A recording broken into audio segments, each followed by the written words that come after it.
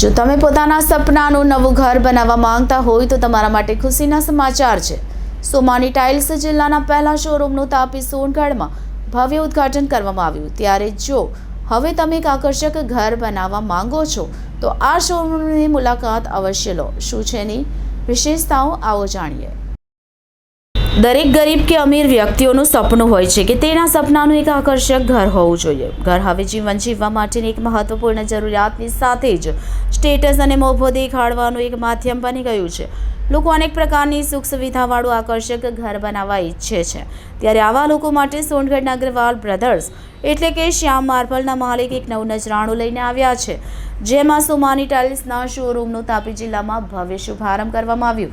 જે શ્યામ માર્બલ સોનગઢના વાલટીઓ ખાતે તાપી જિલ્લાનું પ્રથમ સોમાની ટાઇલ્સનું શોરૂમ ખોલવામાં આવ્યું હતું।